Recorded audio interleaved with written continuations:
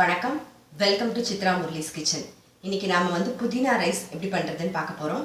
இப்போ பாருங்க, நான் அடுப்புல ஒரு 4 டேபிள் ஸ்பூன் எண்ணெய் விட்டுருக்கேன். எண்ணெயும் விட்டுக்கலாம், இல்லை வெண்ணெயும் இருந்தால் சேர்த்து போட்டுக்கலாம். நாம தாளிக்கிறதுக்கு பட்டை, கிராம்பு, சோம்பு இவ்வளோதான் நம்ம தாளிக்க போகிறோம்.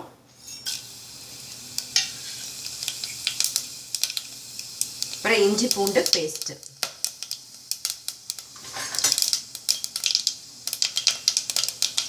ரொம்ப மசாலா வேண்டாம்.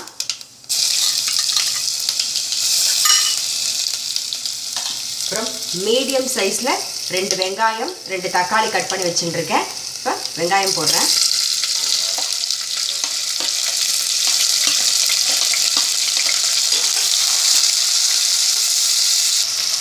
மஞ்சள் பொடி கொஞ்சம் போடுவோம். இப்போ வெங்காயம் வதங்கிட்டு இருக்கட்டும். இங்கே பாருங்கள், நான் அரிசி ஒரு 10 நிமிஷம் ஊற வச்சுருக்கேன். பாருங்கள், தண்ணியெல்லாம் வடிய விட்டு எடுத்து வச்சுட்டுருக்கேன். இப்போ 1 டம்ளர் அரிசி எடுத்துட்டிங்கன்னா அதுக்கு 2 டம்ளர் தண்ணி. பாஸ்மதி அரிசியாக இருந்தாலும் சரி, எந்த அரிசியாக இருந்தாலும் சரி. இது நான் நார்மல் அரிசி தான் எடுத்துட்டுருக்கேன். 1 டம்ளர் எடுத்துட்டிங்கன்னா 2 டம்ளர் தண்ணி விட்டுக்கோங்க. அதுக்கப்புறம் இப்போ என்ன பண்ண போகிறோன்னா, காரத்துக்கு வெறும் பச்சை மிளகா தான் நம்ம யூஸ் பண்ண போகிறோம். அதனால் புதினா ஒரு கட்டு புதினா, ஒரு மீடியம் சைஸில் ஒரு கட்டு புதினா எடுத்துக்கோங்க. நல்லா அலம்பி வாஷ் பண்ணி ரெடி பண்ணி வச்சுட்டுருக்கேன். ஒரு 5 பச்சை மிளகா சேர்க்குறேன். இதை மிக்சியில் நம்ம அரைச்சிப்போம். பச்சை மிளகாவையும் புதினாவையும் அரைச்சி எடுத்துக்கலாம். ரொம்ப நைஸாக அரைக்கக்கூடாது, ஒரு ஓட்டு ஓட்டணும், அவ்வளோதான்.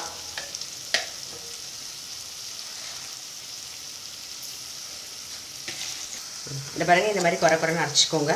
பாருங்கள், இலையும் தெரியறது. இப்போ என்ன பண்ணோம், வெங்காயம் வதங்கிடுது.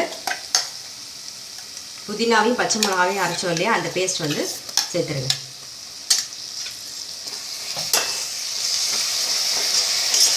கொஞ்சோண்டு சர்க்கரை சேர்த்துக்கலாம் டேஸ்ட்டுக்கு. இப்போ புதினா போட்டதுக்கப்புறம் அதை கருத்துறாமல் இருக்கணும், வதக்கக்கூடாது, ரொம்ப கலர் மாறாமல் வதக்கிக்கோங்க. மீடியமாக ஃப்ளேமில் வச்சுக்கோங்க. இப்போ உப்பு சேர்த்துக்கலாம். தேவையான உப்பு இப்போயே சேர்த்துட்டேன். சேர்த்த உடனே நம்ம அரிசி ட்ரை பண்ணி வச்சுக்கோ இல்லையா, தண்ணியெல்லாம் வடி விட்டு அது போட்டுருங்க.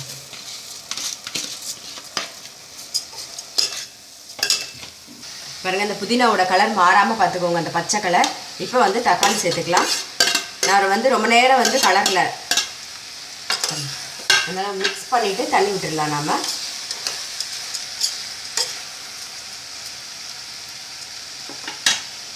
2 டம்ளர் தண்ணி அளந்து ரெடியாக எடுத்து வச்சுட்டுருக்கேன். நான் இப்போ தண்ணி விட்டுடுறேன்.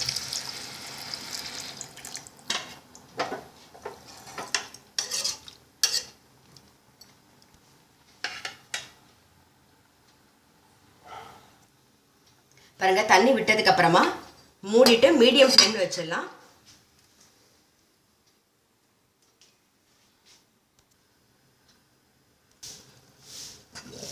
பாருங்கள், நல்லா கொதிச்சுன்னு இருக்கு. லேசாக ஒரு கலர் கலரி விடுவோம்.